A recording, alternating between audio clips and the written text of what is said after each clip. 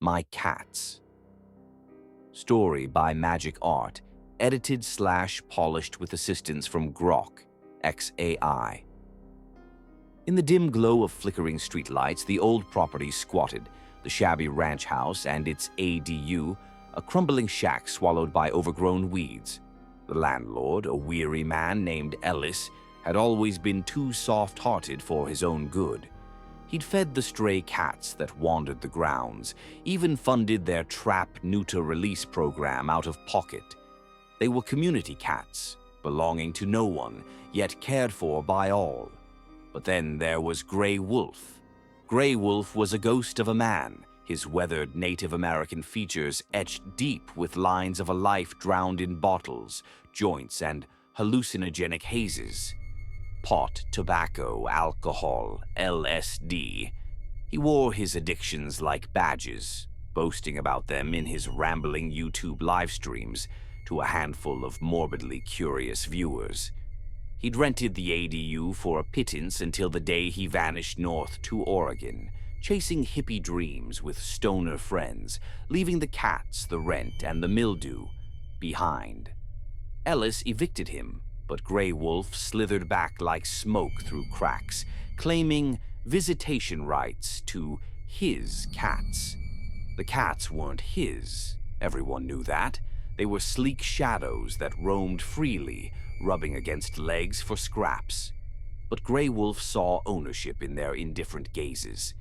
In his videos, he'd corner them, his grimy hands stroking with a heavy, insistent pressure that made fur bristle and tails lash. "They love it," he'd slur into the camera, his eyes glassy from whatever high gripped him. "We used to sleep together, me and my babies, curled up nice and tight."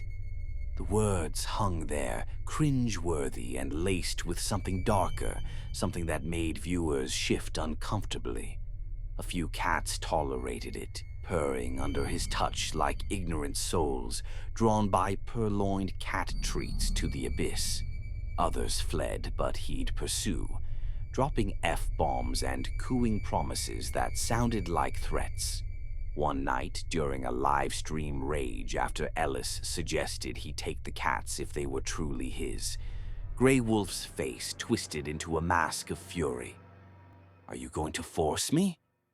"Because I'll slit their throats first," he snarled, his knife glinting in the frame as he mimed the motion.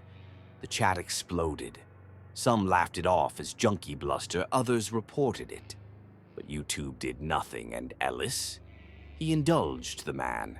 "We're like divorced parents," Ellis would mutter to himself, granting Grey Wolf access as if the cats were shared custody kids. Pity or fear? No one knew. But the cats knew. At first, it was subtle, the way they'd skitter near the ADU at dusk, eyes reflecting Grey Wolf's approaching silhouette. Then the scratches appeared on Ellis's door, faint at first, like pleas. One by one, the cats vanished from their usual haunts, only to reappear in Grey Wolf's videos, listless and hollow-eyed. He claimed they chose him as they curled around his filthy sleeping bag in the woods where he now camped. "We sleep deep," he'd whisper, stroking harder, his hands leaving bruises hidden under fur. Ellis found the first body on his porch, a tabby, throat neatly slit, eyes wide in eternal accusation. No blood, just a clean cut, as if done in loving precision.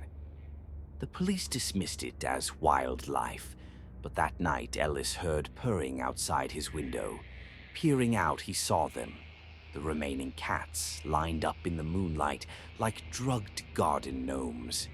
And there, in the shadows, Grey Wolf grinned, his voice a low murmur carried on the wind. Visitation time. By morning, Ellis had disappeared, the property silent except for the soft tread of paws and the faint smell of mildew drifting from the open ADU door. Grey Wolf's channel went live one last time. The camera panned slowly over the circle of lifeless furred bodies arranged around him like sleeping companions. He sat cross-legged in the center, one hand resting on a still Tabby's head, stroking slower now, almost gently. His voice cracked as he leaned toward the lens. We're together now. No more visitation bullshit. No more doors between us. Just sleeping deep, like I always wanted. My babies. My whole damn world. The stream cut to black.